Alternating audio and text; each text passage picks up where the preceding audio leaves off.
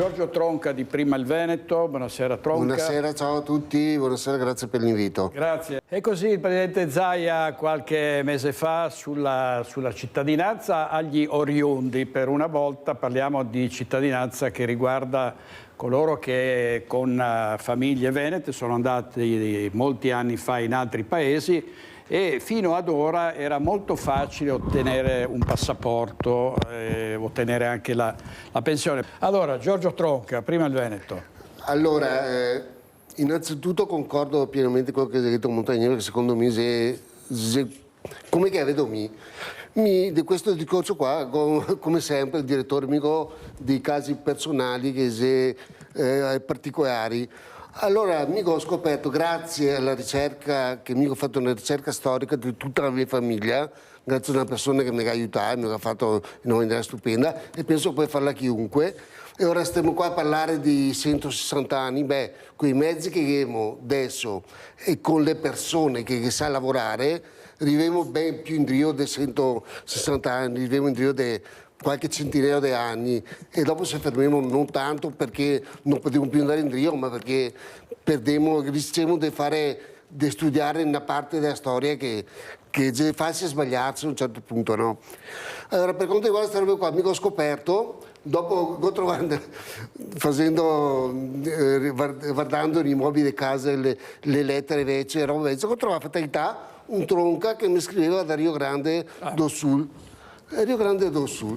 E vabbè, ho detto, siccome sono uno testardo, il direttore sa che sono uno testardo, no? Ho detto, no, mi vuoi sapere chi è sto qua?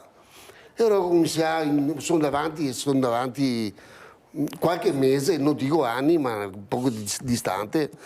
E ora mi sono interessato alla storia, ho capito di quanti che si è partito, i motivi per cui si è andato, che si sta evidenziando la trasmissione qua, perché si sta veramente seria morti, come si sta detto, famiglie sterminate, che ha fatto una scelta difficile, ma era l'unica via di uscita che gli ha permesso di continuare a vivere. E cosa hai fatto? Si è partiti senza assolutamente niente, tranne che con la buona volontà e l'animo, diciamo, di un Veneto. Cioè si andà in Brasile, non solo, mi conosco qui che si andà lì, si andà lì con niente, io ho cominciato facendo i lavori più umili, facendo le cose meno... E si riuscì pian piano, parlando la nostra lingua, quella che sto parlando adesso, che si usa tuttora, perché la grande piccole modifiche dovuto all'influenza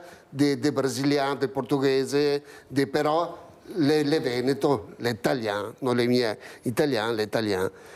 E ora in pratica si va a trovare lì e lì si riuscì con sacrificio a costruire qualcosa, perché non stiamo credere che questi oriundi qua sia come qui che vediamo arrivare col barcone, cioè questa è gente che sa lavorare, come si sta evidenziando prima, cioè la gente che la partia è nati da niente, andando su un posto dove che non era nessuno, anzi era discriminato, perché in tutti i posti quando arriva il forestro si tende a metterlo un po' da una parte, no? E ora cosa succede? Che lui, subendo le cotte di cruise, riuscì a creare, a fare, a costruire qualcosa. Adesso per il discorso della cittadinanza, concordo pienamente, per me cittadinanza, mi parlo da Veneto, no? Secondo me un problema così, secondo me, no, è una roba che ho pensato adesso, secondo me la serie è da prendere in mano a livello regionale, cioè deve essere una roba perché secondo me cambia da regione a regione, cioè mi l'ago proprio dentro il fatto che per me, cioè vorrei che fosse un Veneto talmente forte e importante da poter prendere una decisione di questo tipo qua, da poter decidere lui senza nessuna influenza. Ora, sappiamo quanta influenza che ha tanti fattori esterni in Italia, sappiamo l'influenza che ha, sappiamo anche quanti che approfitta di occasioni, opportunità per riuscire ad avere vantaggi in tutti i settori. E ora che vuol dire qualcosa che controlla bene sta roba qua, che vuol dire un controllo a livello più regionale. Più regionale. Esattamente. Chiarissimo. Allora parleremo anche di sicurezza, perché ancora risse, baby gang, sta succedendo di tutto e di più. In merito agli hub, allora un parere mio personale, però mi pare anche secondo una certa logica miei pensieri. No? Ora, un investimento, cioè vuol dire spendere soldi, si fa avendo un obiettivo, soprattutto quando iscei non sei tu direttamente, cioè perché se uno che iscei su fa quello che vuoi, no? E ora mi decido di puntare su un cavallo, quei skate mi, se vinco, se perdo amen. Qua parliamo di skate che sono nostri, di tutti, no? E ora partiamo con un obiettivo, facciamo investimenti, come riferimento principale è la barca con gli immigrati che parte, che arriva, dopo là non può stare e torna in Rio, sempre sul discorso, no? Allora, cioè, il progetto, cioè l'obiettivo già era quello di fare una roba. Sta roba non si può fare, e ora vuol dire che nel momento in cui sono partito a usare i skate TUI per fare un progetto, o ti ho detto una bugia, nel senso non utilizzai skate TUI per una roba che mica avevo in mente, però ti ho fatto credere che c'era un'altra roba, oppure ho sbagliato tutto e cerco di, come si dice in Veneto, di tappare i buchi, no? Cerco di tappare quello che ho fatto. Vabbè, ora facciamo un'ipotesi, no? Là non va, non si riesce, non si può fare, facciamo un albergo, facciamo una pensione. Cioè, cosa vuol dire?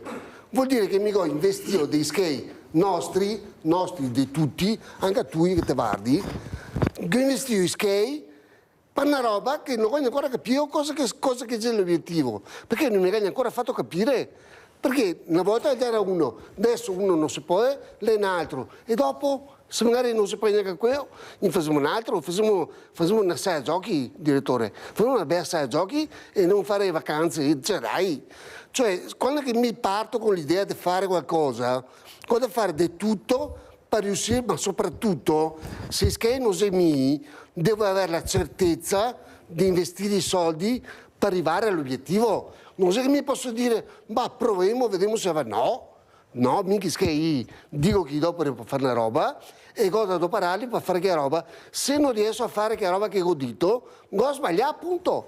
Ho sbagliato, chiedo scusa, non trovo una soluzione alternativa l'arbitro. No, ho sbagliato. Ma la faccia di dirlo davanti a tutti, ho sbagliato, ho pensato una roba, ho buttato via molto skate, anche a tu, ho buttato via molto skate, però mi dispiace, ma ho sbagliato, appunto. Direttore, non così è. dimentichiamo il ruolo della magistratura in tutto questo, perché se l'idea del governo era ben chiara, se poi certa magistratura si è opposta e allora io faccio le cose, scusami se ti interrompo, no, anzi mi scuso, faccio le cose avendo il dubbio che la magistratura possa fermare, no? Cioè il discorso che facevo io era un po' più, prima di spendere i soldi tuoi, cioè soldi che non sono miei, io devo avere la certezza, non posso mandare una barca 5 volte con delle persone dentro, avanti, in al mare, gli skate, perché una barca non smina il costo del viaggio, che è tutto quello che è io, cioè non posso, sta una roba sbagliata.